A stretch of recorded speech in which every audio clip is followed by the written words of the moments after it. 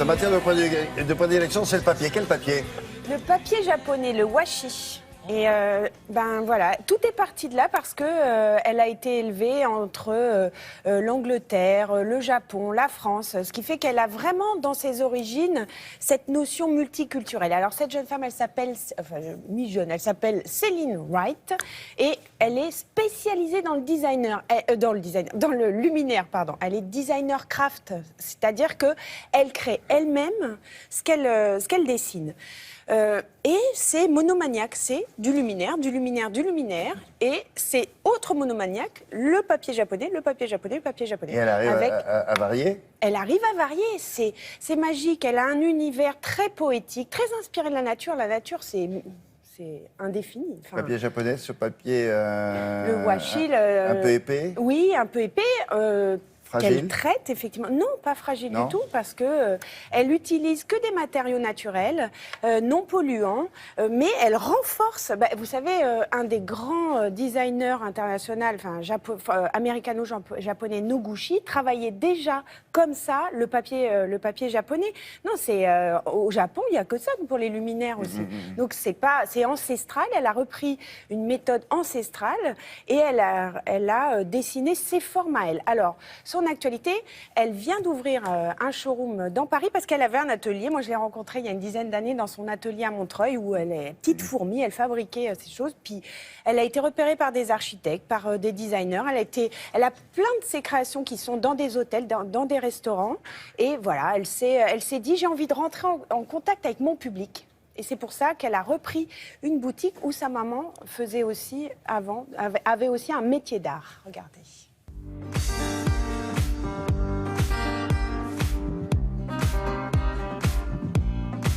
J'ouvre une boutique sur l'île Saint-Louis parce que c'est la boutique qui appartenait à ma mère. Donc c'est une tradition familiale, on va dire. Ma mère faisait de la peinture sur soie, donc moi j'ai grandi vraiment dans l'artisanat avec les cocottes qui cuisaient la soie à la maison.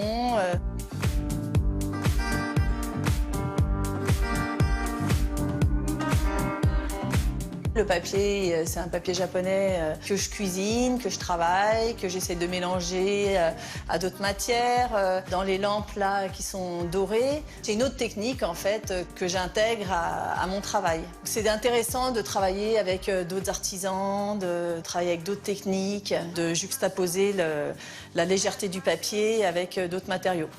Pour moi, c'est un matériau qui est vraiment sans fin. Je pense que on peut faire des cloisons, on peut travailler à un niveau architectural, on peut faire beaucoup de choses.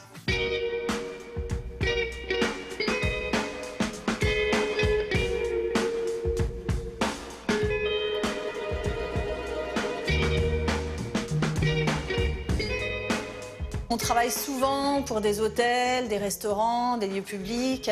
Là, dernièrement, on a fait des grandes cascades, des lustres, en fait. Donc ça, je dirais que c'est plus nos produits adaptés à l'espace. C'est pas vraiment faire évoluer la technique vers quelque chose de complètement différent. L'intérêt de travailler avec des architectes, c'est de travailler l'espace. Nous, on a un matériau. Moi, j'ai une manière de faire assez délicate qui est liée à cette matière qui est très légère, mais solide. Et eux, ils apportent l'espace. Les projets avec les architectes, c'est les architectes qui viennent à nous. C'était aussi l'idée de ce lieu, d'avoir une vitrine en plein cœur de Paris. C'est qu'on y présente la collection, mais aussi notre savoir-faire. On montre des maquettes.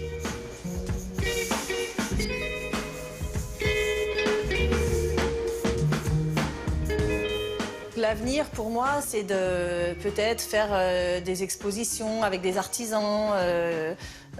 L'artisanat, c'est vraiment un domaine qui me plaît. Collaborer avec eux, collaborer avec d'autres designers, faire des expos ici, faire vivre l'endroit.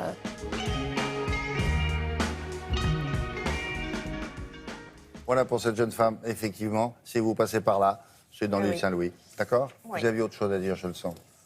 J'avais autre chose à dire, effectivement, que Lyon... oui, j'avais oublié. Oui.